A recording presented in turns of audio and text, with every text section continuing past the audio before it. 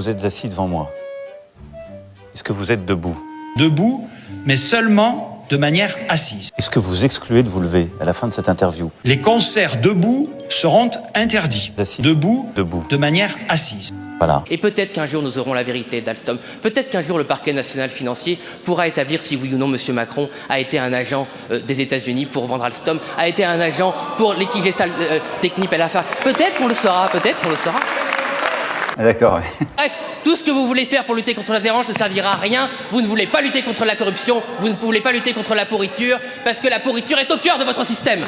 Ça vous déplaît, mais je vous apostrophe et vous êtes là pour me répondre. Oui, j'ai dit que lorsque l'on exprimait l'idée qu'une guerre était perdue, on la perdait. Oui, c'est une réalité, monsieur le sénateur, je l'assume totalement. Il faut conclure.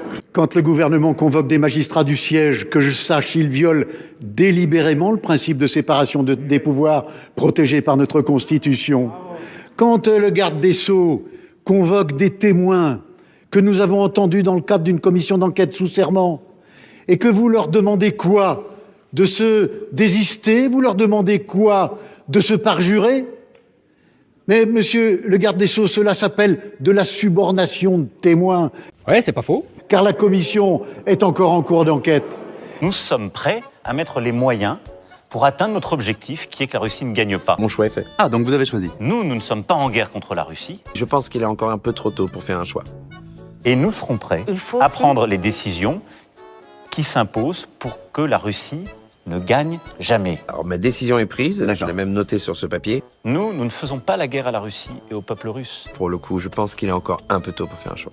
Ah oui, mais c'est ça que je comprends pas bien, moi. C'est-à-dire ? Depuis quelques années, nous vivons tous dans un monde où ce qu'on croyait impensable arrive.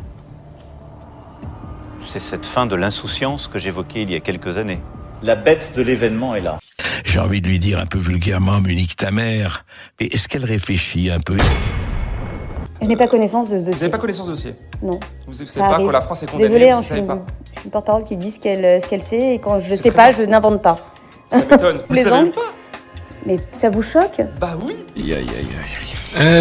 J'aimerais rappeler que Valérie Hayé, au-delà effectivement... Et tous ceux qui sentent qu'il est temps, que l'heure est grave, que l'Europe a besoin de nous autant que nous avons besoin d'elle. Je mettrai toutes mes forces dans cette bataille. Je ne m'économiserai jamais.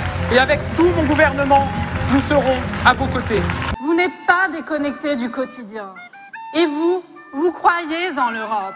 La politique est affaire de sincérité et de vérité. C'est puissant, c'est poétique, c'est magnifique. J'ai entendu dire, aux premières heures de cette campagne, que je serais un choix par défaut.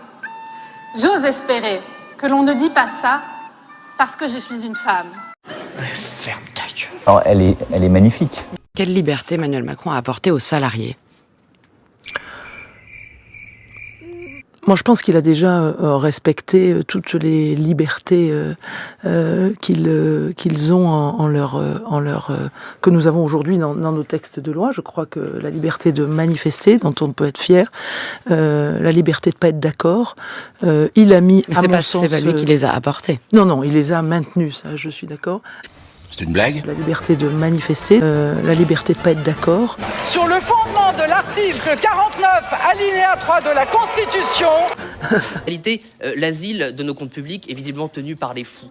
Des fous qui ne savent pas où ils vont et ne savent pas où ils mènent la France. Et monsieur le ministre Le Maire, au travers le PowerPoint que vous nous présentez avec un niveau de prélèvement obligatoire astronomique, un niveau de dépenses publiques qui nous met en haut du podium des pays de l'OCDE, un déficit élevé, une dette qui s'emballe, c'est un aveu finalement, ce PowerPoint, un aveu d'échec de la politique qui est conduite depuis 2017. Le gouvernement et le ministre des Finances ont fait preuve depuis 7 ans de la plus totale sincérité.